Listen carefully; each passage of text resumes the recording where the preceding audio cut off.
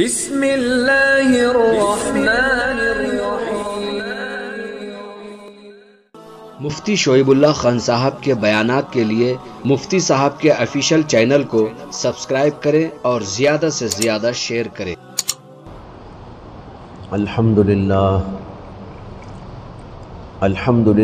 نحمده ونستعینه ونستغفره ونؤمن به ونتوکل علیہ ونعوذ باللہ من شرور انفسنا ومن سیئات اعمالنا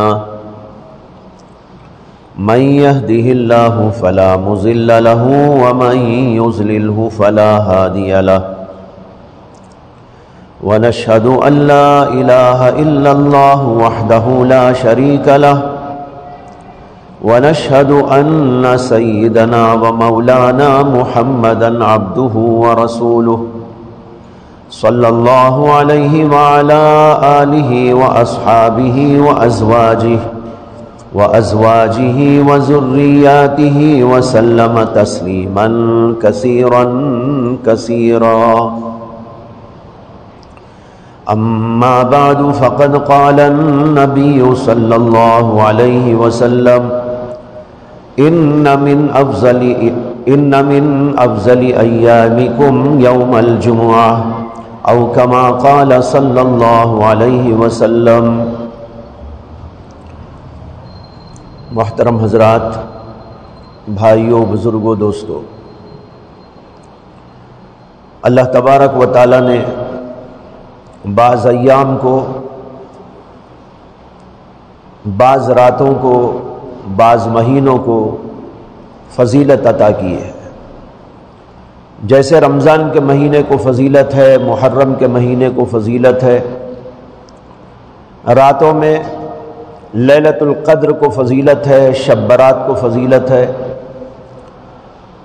دنوں کے اندر جمعہ کو بڑی فضیلت عطا کی گئی ہے۔ ایک لمبی حدیث کا بہت مختصر سا حصہ میں نے ابھی آپ کے سامنے پیش کیا کہ نبی اکرم صلی اللہ علیہ وسلم نے فرمایا ان من افضل ایامکم یوم الجمعہ، تمہارے دنوں میں سب سے افضل دن جمعہ کا دن ہے۔ معلوم ہوا کہ اللہ تعالیٰ نے جمعہ کے دن کو بہت بڑی فضیلت عطا کی ہے۔ ایک اور حدیث کے اندر آتا ہے کہ نبی اکرم صلی اللہ علیہ وسلم نے فرمایا خیر یوم طلعت علیہ الشمس یوم الجمعہ، دنوں میں سورج سب سے افضل دن جس میں طلوع ہوتا ہے وہ جمعہ کا دن ہے۔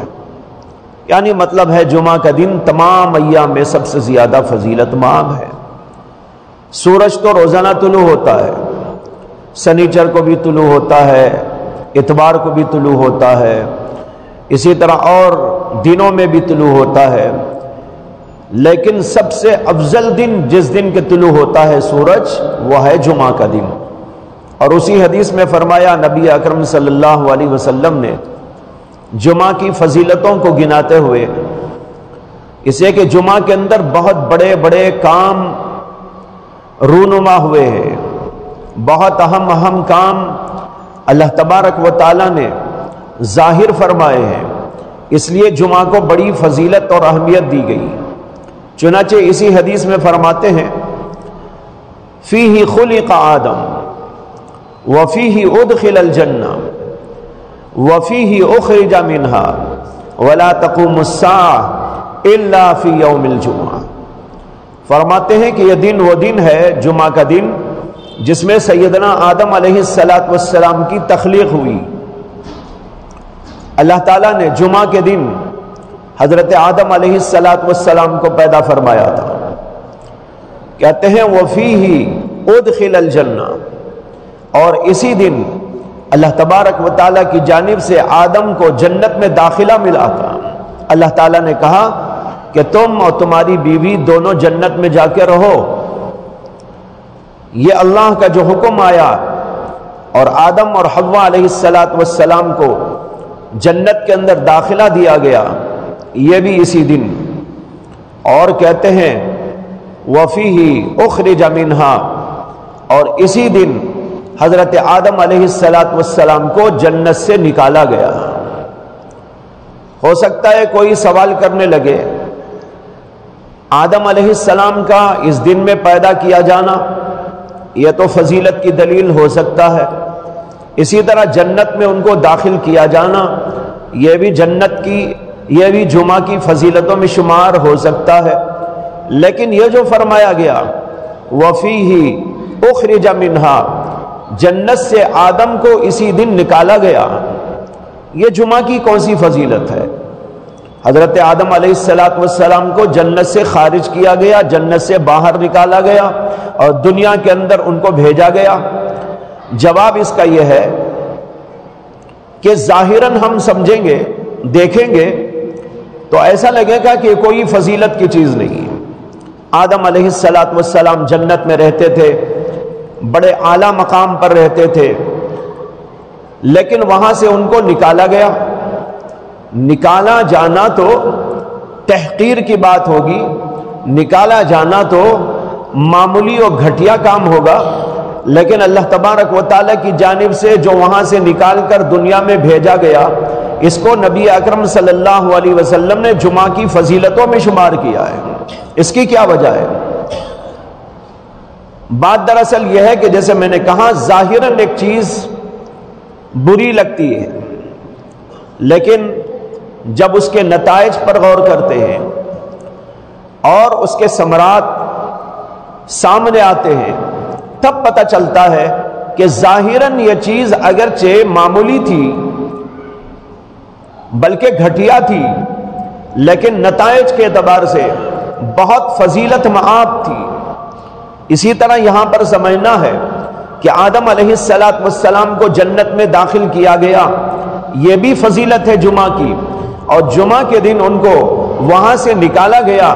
ظاہراً معلوم ہوتا ہے کہ ایک معمولی سی بات ہو گئی، بلکہ آدم کی تحقیر کا کام ہو گیا، لیکن حقیقت یہ ہے کہ سیدنا آدم علیہ السلام اور آپ کی ذریت کو جو ترقی ہونی تھی وہ ترقی موقوف تھی جنت سے نکالے جانے پر۔ اگر وہ جنت ہی میں رہ جاتے تو وہ درجات ان کو نہ ملتے جو درجات دنیا میں آنے کے بعد اللہ نے ان کے لیے مقدر رکھے تھے اور ان کی ذریت کے لیے مقدر رکھے گئے تھے۔ میں اس کو ایک مثال سے سمجھایا کرتا ہوں۔ اس کی مثال ایسی ہے جیسے ایک بچہ بڑا ہونے کے بعد، کمائی کے قابل ہونے کے بعد اپنے گھر میں بیٹھا رہا تو اس کے ماں باپ اسے باہر نکالتے، کہتے نہیں جاؤ تم باہر جاؤ، کمائی کر کے لاؤ، جاب کے لیے درخواست دو، جاب کے لیے تلاش کرو، پھر فلاں جگہ جاؤ، فلاں جگہ جاؤ۔ اب اس کو باہر نکالا جاتا ہے۔ اب کوئی کہنے لگے بھائی گھر میں بیٹھے ہوئے بچے کو باہر نکالا جا رہا ہے، یہ کیا بات ہوئی؟ کیا ماں باپ کو اس سے کچھ انبن تھی؟ ماں باپ کو اس سے کچھ جو ہے دل میں برائی تھی، کدورت تھی، بغض تھا؟ نہیں، محبت تھی۔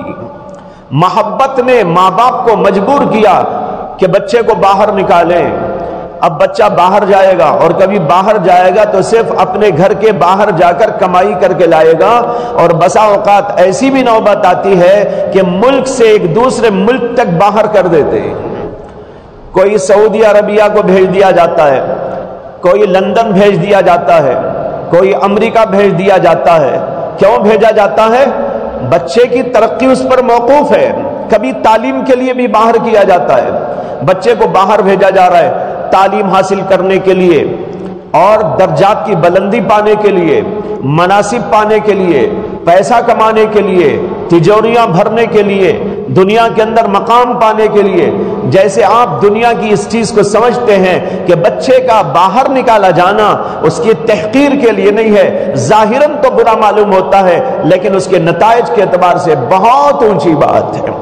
اسی طرح اللہ تبارک و تعالیٰ نے سیدنا آدم علیہ السلام کو جنت سے باہر نکالا اور دنیا کے اندر بھیج دیا۔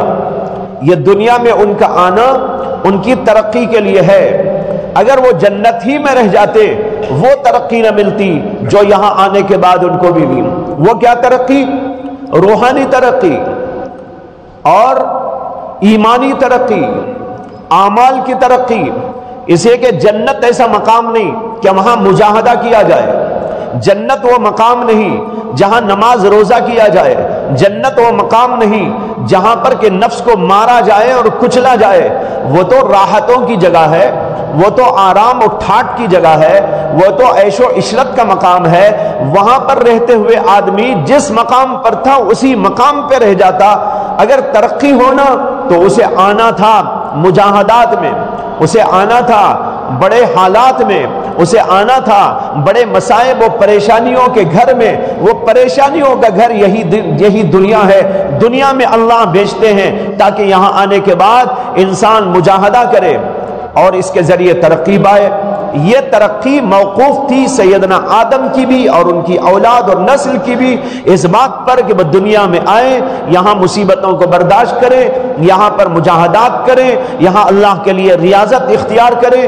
جب اس کے ذریعے وہ اختیار کریں گے ان کے درجات بلند ہو جائیں گے۔ اس لیے جملہ صحیح ہے اپنی جگہ پر کہ اللہ کے نبی علیہ الصلوۃ والسلام فرماتے ہیں وَفِيهِ أُخْرِجَ مِنْهَا، اور آگے ایک بات فرمائی وَلَا تَقُومُ السَّاعَةُ إِلَّا فِي يَوْمِ الْجُمُعَةِ، قیامت بھی جمعہ ہی کے دن آئے گی۔ جمعہ کا دن وہ دن ہے کہ اسی دن اللہ اس دنیا کو توڑ دیں گے، پھوڑ دیں گے، قیامت طاری کر دی جائے گی، آخرت کا سما برپا کر دیا جائے گا۔ یہ بھی اسی دن ہوگا، جمعہ کے دن۔ اس میں بھی کوئی سوال کر سکتا ہے کہ بھائی ہم تو آرام و ٹھاٹ سے دنیا میں ہے، دنیا توڑ دی جائے، پھوڑ دی جائے، برباد کر دی جائے اور قیامت برپا کر دی جائے، یہ کون سی جمعہ کی فضیلت ہے؟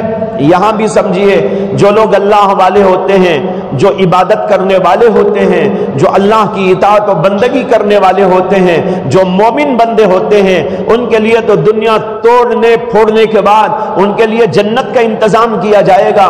جب تک یہ دنیا ہے جنت میں کسی کو نہیں بھیجا جائے گا۔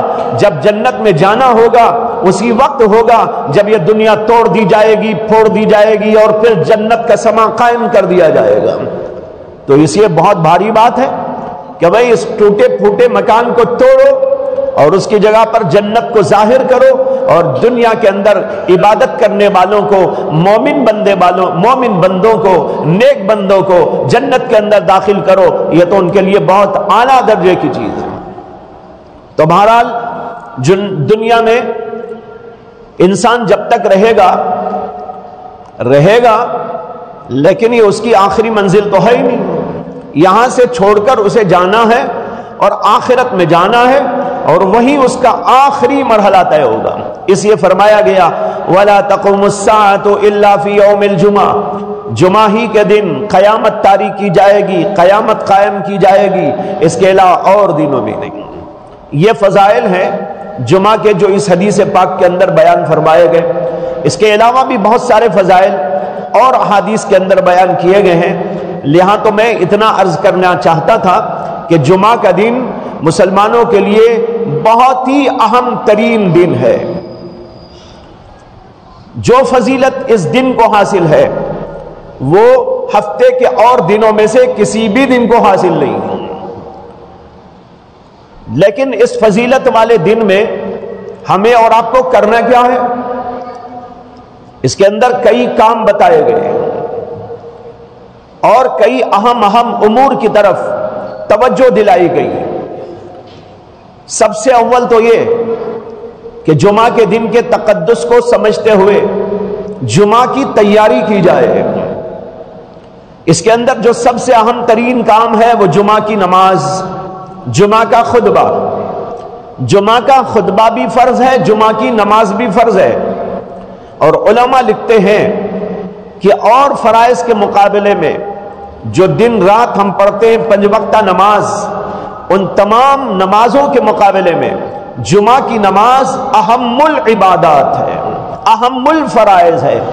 یعنی فجر کی نماز بھی اہم ہے، ظہر کی نماز بھی اہم ہے، اور عشاء کی نماز بھی اہم ہے، عصر اور مغرب بھی بہت اہم ہے، لیکن ان پانچوں نمازوں میں سب سے زیادہ فضیلت اگر کسی کو حاصل ہے تو اس جمعہ کی نماز کو حاصل ہے، جو جمعہ کے دن پڑھی جاتی ہے ظہر کی جگہ پر۔ یہ ان تمام نمازوں میں سب سے اہم، لہذا اس کو ترک کرنا بہت بڑا گناہ شمار کیا جاتا ہے۔ حدیث میں آتا ہے کہ نبی اکرم صلی اللہ علیہ وسلم نے فرمایا کہ جو آدمی 3 جمعہ کو چھوڑ دے اس کے دل پر مہر لگا دی جاتی ہے۔ جو آدمی 3 جمعہ تک جمعہ کی نماز پڑھنے کو نہ آئے اس کے اوپر مہر لگا دی جاتی ہے۔ مہر کا کیا مطلب؟ مہر کا مطلب یہ ہے کہ اس کے دل کے اوپر ایک بندش لگا دی جاتی ہے۔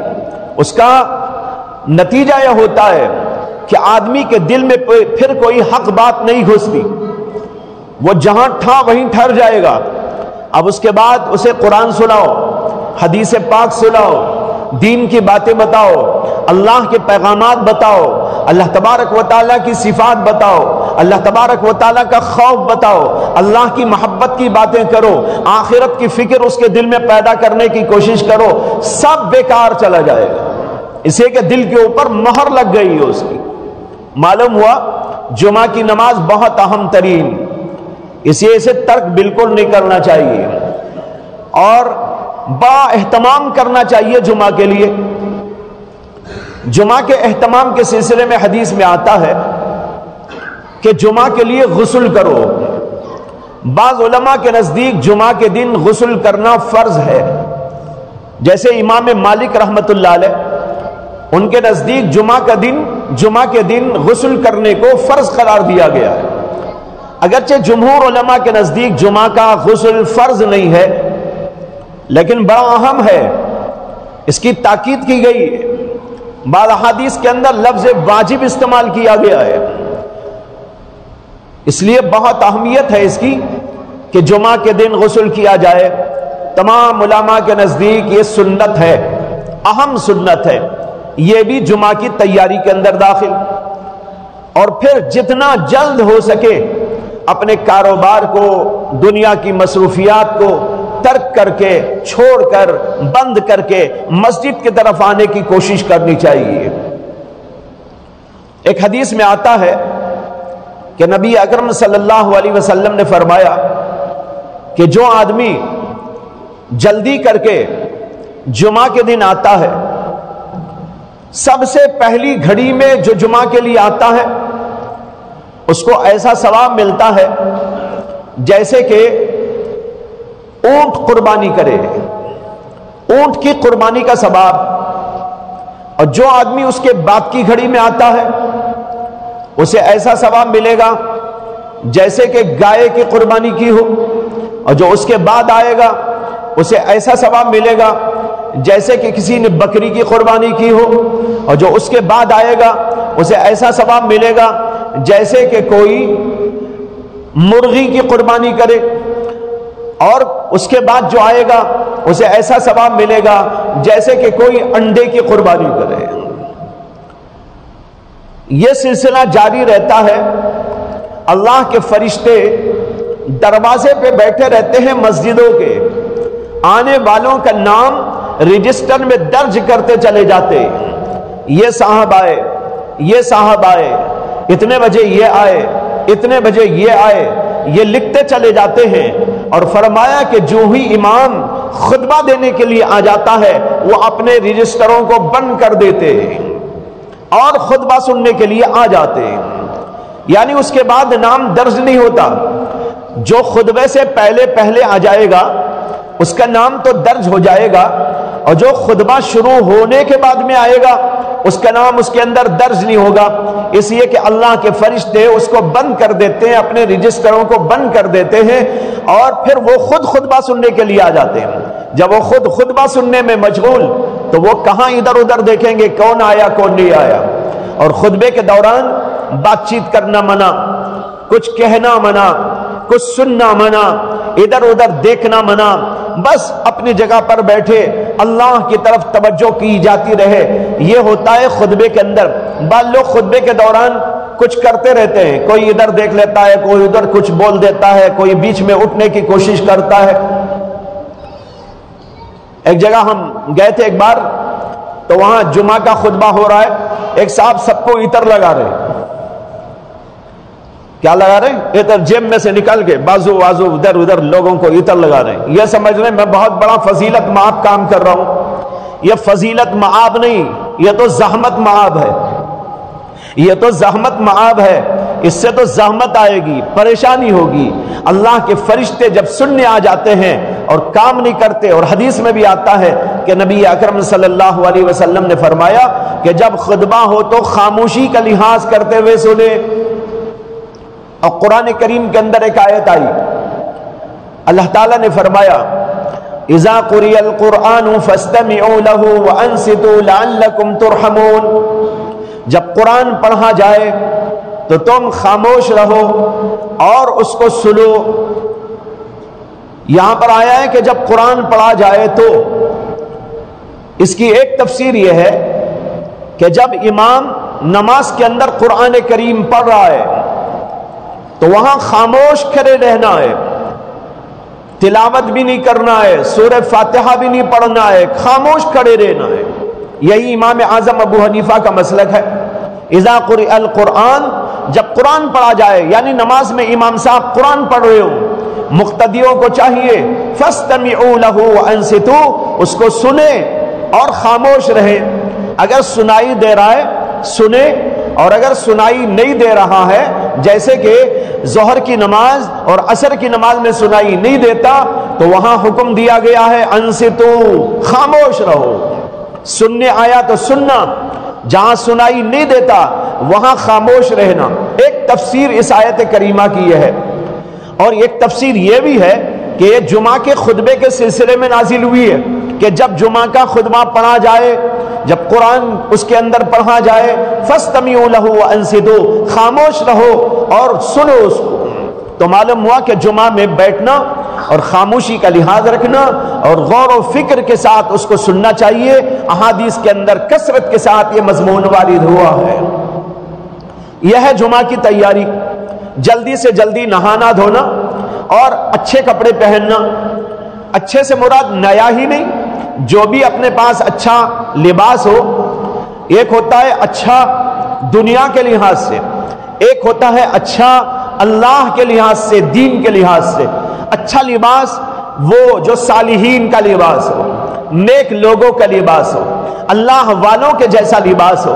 ایک اچھا لباس وہ بھی ہوتا ہے جو دنیا والے اچھا سمجھتے ہیں، بڑا ٹپ ٹاپ کا لباس پہن لیا، اور جو ہے ایسا لباس پہنا کہ اس کے اندر جو ہے ایسا لگتا ہے کہ کچھ حصے کھلے بھی رہ گئے۔ چست لباس پہن لیا، بے ڈھنگا لباس پہن لیا، فاسقوں کا لباس پہن لیا، اور شرابیوں کبابیوں کے جیسا لباس پہن لیا، فلم اسٹار لوگوں کے جیسا لباس پہن لیا۔ یہ لباس آپ کی نظر میں اچھا ہو سکتا ہے، لیکن اللہ کی نگاہ میں، اللہ کے رسول کی نگاہ میں اچھا لباس نہیں ہے۔ اچھا لباس وہ ہے جو صالحین کا لباس ہو، نیک لوگوں کا لباس ہو، انبیاء جیسے پہنتے تھے ویسا ہو۔ اب انبیاء سب کیسے پہنتے تھے وہ تو نہیں معلوم، لیکن بہرحال امت جس راستے پہ چل رہی ہے شروع سے، اس سے ہم کو سمجھ میں آتا ہے کہ حضرات انبیاء کا، نبی علیہ السلام کا لباس ایسا ہوگا جیسے کہ صالحین پہنتے ہیں، اہل اللہ پہنتے ہیں، علماء پہنتے ہیں، فساق و فجار سے بالکل الگ اور اچھا، دیکھنے میں بھی اچھا اور حقیقت میں بھی بہت اچھا ایسا لباس پہنو اور آؤ۔ یہ ایک دوسرا کام۔ اسی طرح عطر لگا کے آنا۔ جمعہ کی دیکھو تیاری کتنی اچھی ہے اور کتنی اہمیت کے ساتھ بتایا گیا۔ ایک حدیث میں آتا ہے کہ نبی اکرم صلی اللہ علیہ وسلم نے فرمایا کہ جس آدمی کے پاس عطر ہو وہ اپنا عطر لگا کے آئے، اور اگر عطر نہ ہو نہا کے آئے۔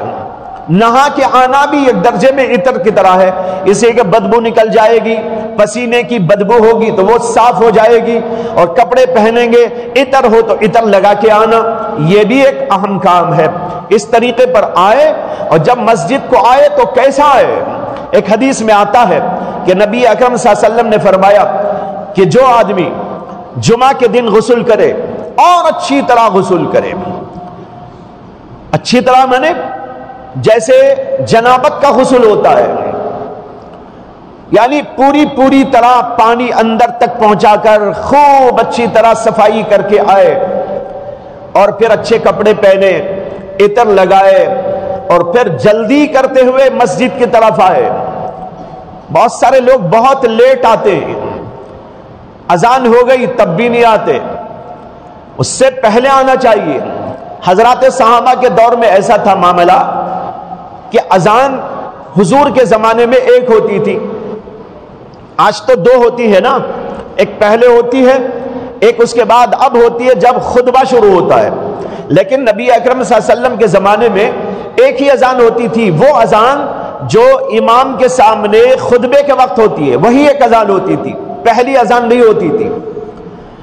ابو بکر صدیق کے دور میں بھی ایسے ہی تھا، حضرت عمر بن خطاب کے دور میں بھی ایسے ہی تھا، اور پھر دور آیا سیدنا عثمان غنی رضی اللہ عنہ کا. آبادی بہت دور دور تک مدینے میں پھیل گئی، جمعہ کی اذان کی آواز دور دور تک نہیں جا سکتی تھی، تو لوگوں کو آنے میں تھوڑی تاخیر ہونے لگی. یعنی جمعہ کا خطبے کی اذان ہوتے ہی اس سے پہلے لوگ جمع رہتے تھے، پوری مسجد فل رہتی تھی، اکا دکا آدمی جو آس پاس میں رہنے والا اذان کی آواز سنتے ہی وہ بھی آ جاتا تھا. لیکن جب آبادی بہت دور دور تک پھیل گئی تو کچھ لوگوں کو پریشانی ہونے لگی، تو سیدنا عثمان غنی رضی اللہ تعالی عنہ نے ایک اذان جو آج پہلی اذان کہلاتی ہے اس اذان کا اضافہ کر دیا. انہوں نے مقام زورا، یہ ایک مدینے کے بازار میں جگہ کا نام تھا، زورا اس کا نام تھا، وہاں اوپر کھڑے ہو کر مؤذن پہلی اذان دینا شروع کیا. تو دور دور تک آواز جاتی، لوگ سب کے سب جمع ہو جاتے. جب دوسری اذان کا وقت ہوتا جو امام کے سامنے ہوتی ہے تو اس وقت پوری مسجد تمام مصلیوں سے آباد ہوتی تھی، اس کے بعد تو کوئی نہیں آتا تھا. ایک دفعہ ایسا واقعہ ہو گیا، حضرت عثمان غنی رضی اللہ عنہ ذرا سا دیر سے آ گئے. زمانہ تھا عمر بن خطاب رضی اللہ عنہ کا. حضرت عمر کا دور خلافت، پوری مسجد فل ہو جاتی تھی، جبکہ اس زمانے میں تو ایک ہی اذان تھی. جیسے کہ میں کہہ چکا ہوں، یہ دو اذانوں کا سلسلہ یہ تو حضرت عثمان کے زمانے میں جاری ہوا ہے، تو حضرت عمر کے زمانے میں ایک ہی اذان ہوئی اور خطبہ شروع ہوا. خطبے کے شروع ہونے کے بعد حضرت عثمان غنی رضی اللہ عنہ مسجد میں آنے لگے، تو حضرت عمر رضی اللہ عنہ نے خطبہ روک دیا. خطبہ روک کر وہیں سے پوچھا ان کو، عمر بن خطاب نے، انہوں نے کہا کہ یہ وقت ہے آنے کا. حضرت عثمان غنی کتنے بڑے صحابی تھے، معمولی صحابی تھے، ذی النورین جن کو کہا جاتا ہے، اللہ کے نبی صلی اللہ علیہ وسلم کے داماد اور دو بیٹیوں کے حساب سے داماد، اسی لیے ان کا نام ہے ذی النورین. اتنے بڑے صحابی، بڑا عجیب مقام تھا ان کا. لیکن حضرت عمر نے جب دیکھا کہ وہ دیر سے آ رہے ہیں، خطبہ شروع ہونے کے بعد میں آ رہے ہیں، تو انہوں نے کہا کہ یہ کون سا وقت ہے آنے کا. بھری مجلس کے اندر اتنے بڑے صحابی کو ٹوک دیا گیا. انہوں نے کچھ برا نہیں سمجھا، وہاں ایسا نہیں تھا دین کی بات کوئی بتائے تو برا سمجھے. اگر آج کوئی امام کسی کو کہہ دے ایسا، عثمان غنی کا مقام تو بہت دور، ایک معمولی سے آدمی کو بھی کہہ دے خطیب صاحب، وہیں جھگڑا شروع ہو جائے گا مسجدوں میں. وہ مسجدیں کیا پھر تو اکھاڑا بن جائیں گی، دنگل بن جائے گا، اور لوگ لڑائی، مار پٹائی، قتل و غارت گری پر اتر آئیں گے. وہ امام کو جب تک نکالیں گے نہیں ان کو قرار نہیں آئے گا.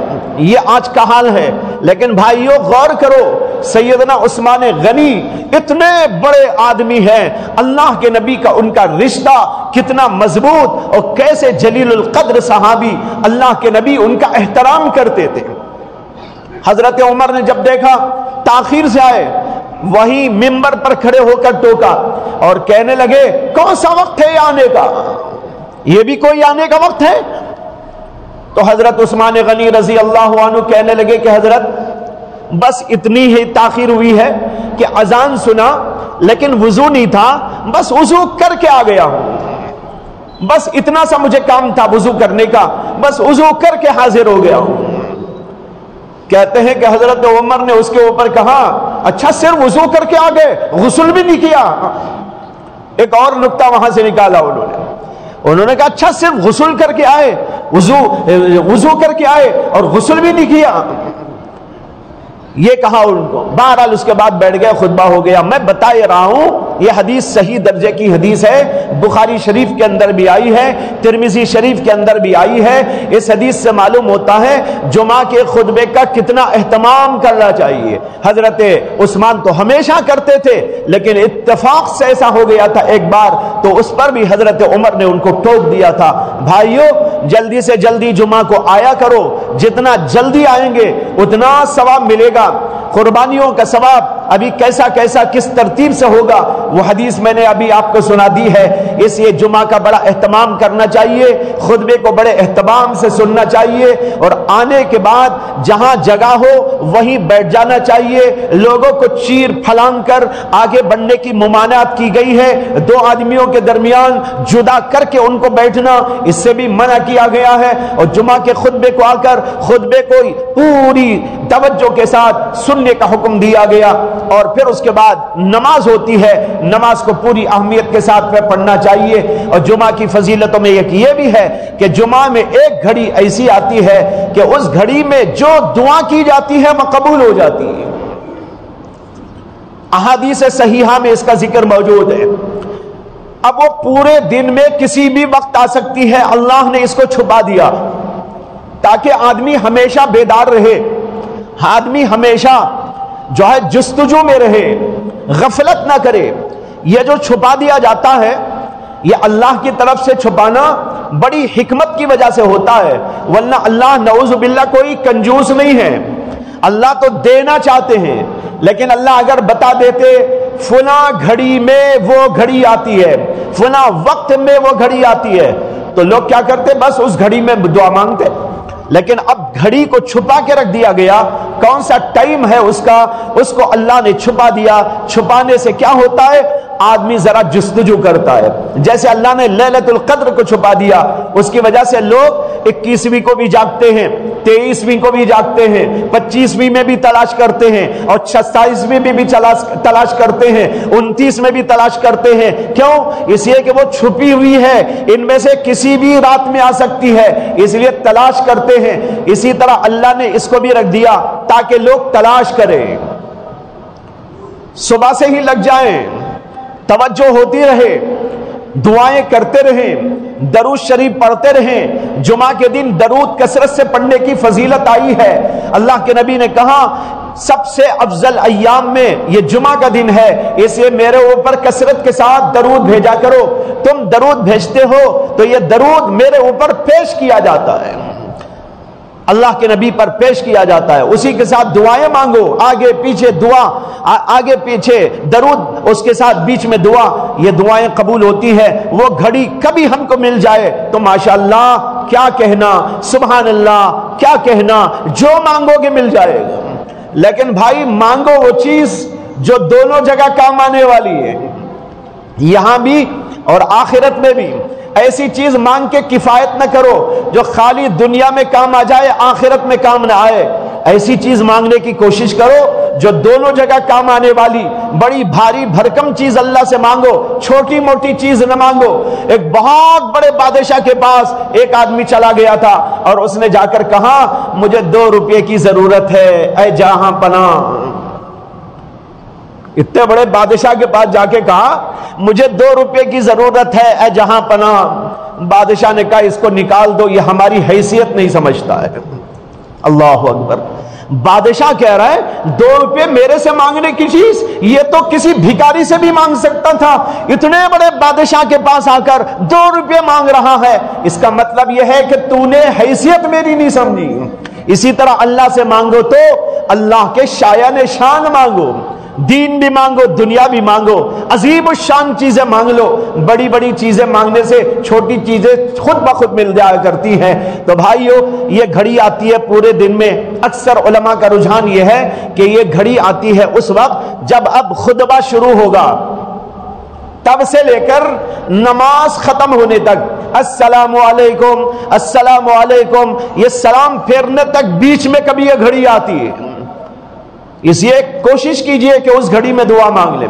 اور دوسرے بہت سے علماء کا رجحان یہ ہے کہ یہ عصر سے لے کر مغرب تک آتی ہے، عصر اور مغرب کے درمیان درود شریف بھی پڑھیں اور خوب دعائیں کیا کریں، وہ گھڑی مل جائے گی۔ یہ چند فضیلتیں جمعہ کی اہمیت اور فضیلت میں عرض کی آپ کے سامنے، تاکہ جو غفلت اس وقت امت پر ہے جمعہ کے سلسلے میں بھی اور نمازوں میں بھی، وہ ہم دور کرنے کی کوشش کریں۔ وآخر دعوانا ان الحمدللہ رب العالمین۔